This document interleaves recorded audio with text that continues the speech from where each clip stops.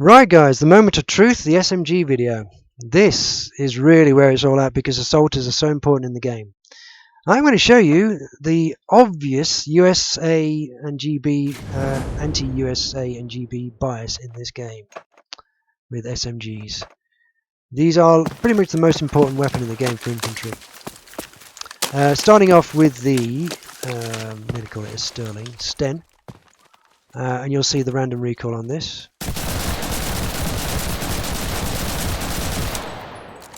Bit all over the place.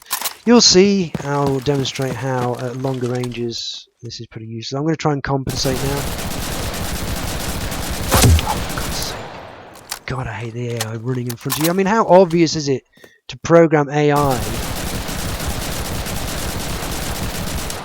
How hard is it to program AI to not run in front of you when you fight in the middle of fight? I mean, it's different if you're aiming. You know, like if you aim at them or something, then fair enough, they don't move out of the way. If you start firing, look what happens.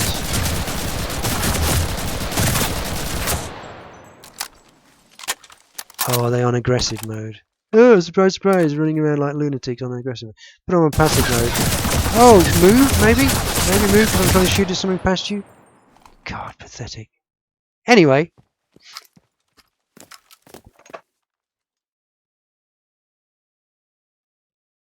Okay, so next up is the M3. Now, the thing about this is you might think, oh, this isn't too bad. This is quite powerful. And, you know, it's a bit more accurate. It's what do you think it is? The thing about the M3 is that even though the recoil looks not as bad, you'll see what I mean.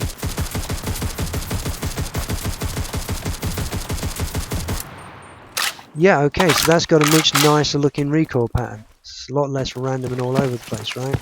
And it's got some power to it. Very easy to control. So you might think, yeah, that'll be alright in game.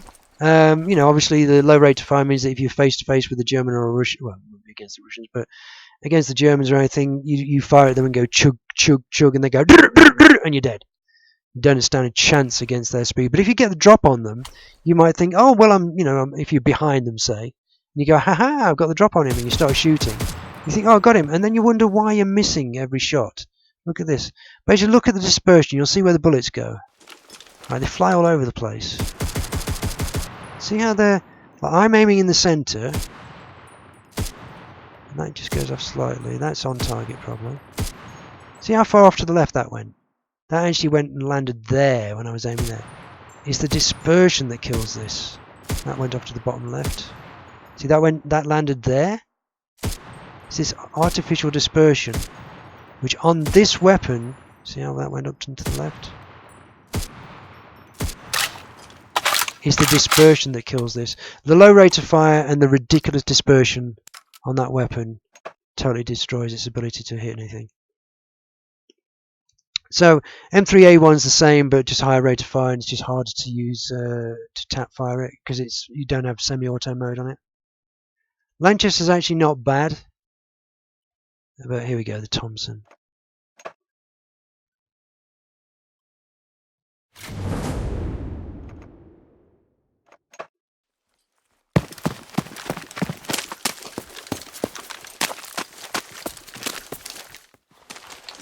Okay, so the M1A1 Thompson, I have one of these as an airsoft rifle, love it to bits.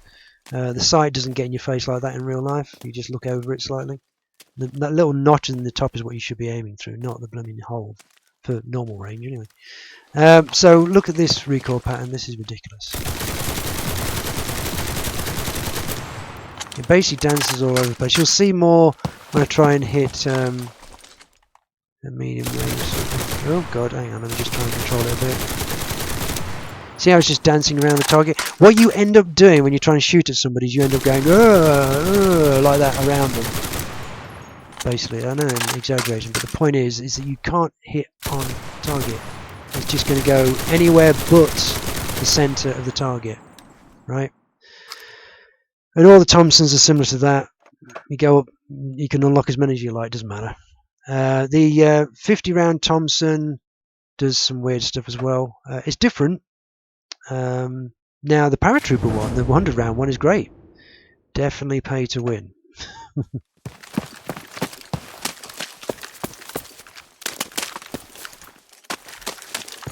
So the recoil on this 50 round Thompson is a bit strange. And it dances around left and right and stuff. Oh god. Trying to control that. And let's try a bit. Oh. It's hard to control. You would have to have not just fast reflexes, you'd have to have superhuman reflexes, because it will literally go like that. How can you keep up with that? You just can't. It's physically impossible to keep up with that and try and stay on target. And you could argue the case, oh, but they're not supposed to be used for long range. Well, that's all very well, but let me just show you the MP40. That's the thing. I mean, you get people playing the Germans who are in denial about how great their weapons are and stuff. Right, so they're all pretty unusable crap, to be honest.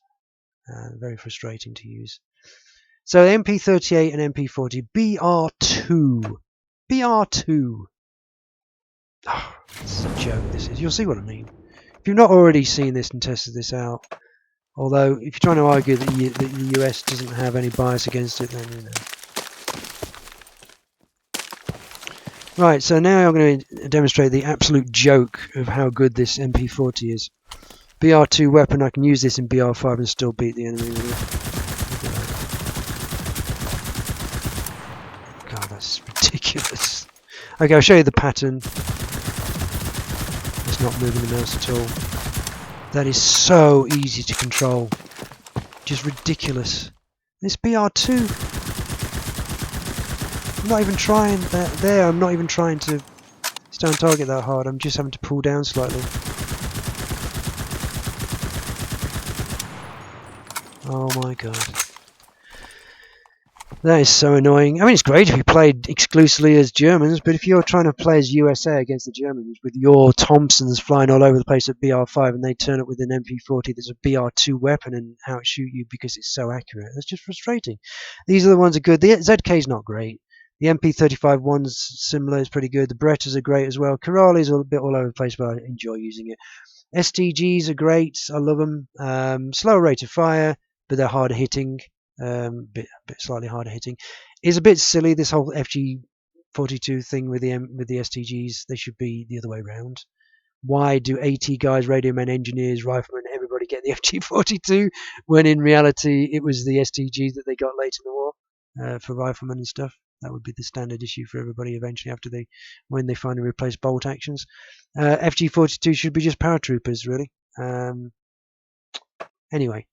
So yeah, just to show you just how ridiculous the difference is, and it's obvious bias. It's because there is not a single US SMG that you can use as anything like the MP40, MP38, or Berettas, or a whole range of those damn things.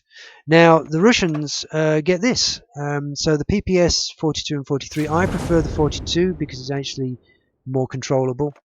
The slower rate of fire, but it is very controllable compared to the PPS 43. Okay, so the PPS 43, you'll just see again. Look at that. Lovely. Right, so here we go. I mean, come on, do I need to really say anything about this at all? I'm not even trying.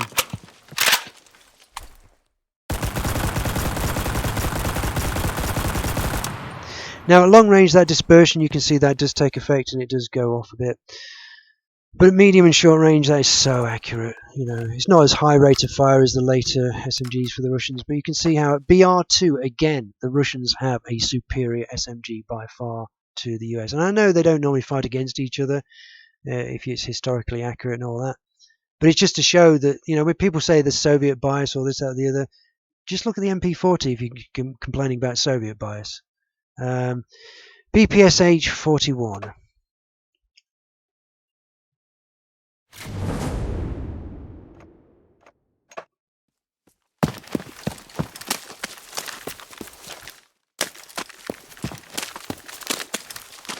Okay, so the PPSH 41 is, the pattern might go all over the place a bit.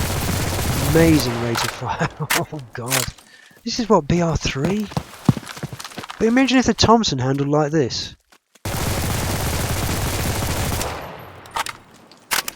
It's just the high rate of fire, because you can basically burst fire this, so you can go like that, and that's like going to be sending 2 or 3 rounds into the enemy. Try and do that burst fire with a Thompson, and it's going to basically a Thompson, if you try and burst fire, will go like that. You know what I mean? Whereas this, you can just stay on target for a few rounds and get back on target again. Each, you know, burst of 3 or 4 rounds is going to be on target.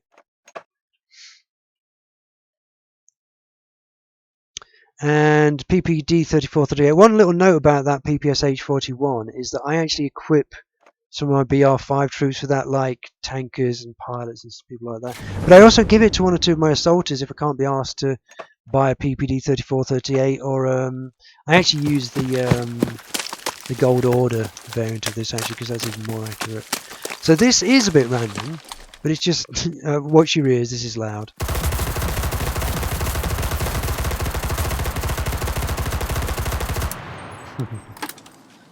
It's crazy.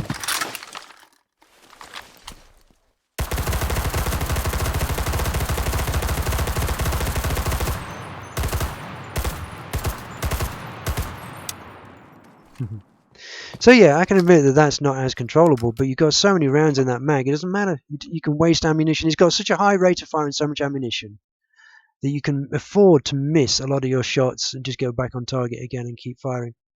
Fedorov's great, by the way. I love this. This is my favourite weapon, well, one of my favourite weapons in the game, actually. I'll try it out anyway. It's not technically an SMG, you see, and it's not technically any kind of historical accurate thing either.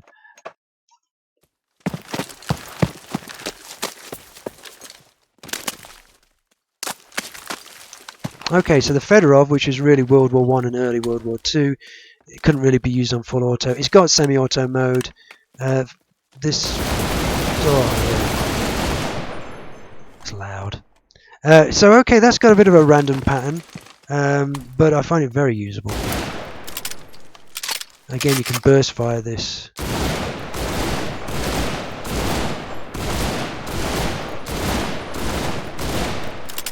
Lovely thing. It's quite powerful as well, so, you know. So yeah, at the longer range there, you'd need to switch to semi-auto. It's a cross between, you know, it's not a SMG, it's like an assault rifle, in this game at least. So another thing I should mention, by the way, the AVS is an exceptionally good full auto rifle. You know, again, it should be unreliable and shouldn't even be used in auto mode without braking. One other thing I'll mention just briefly is that the gold orders for the US, the gold orders are all pretty rubbish.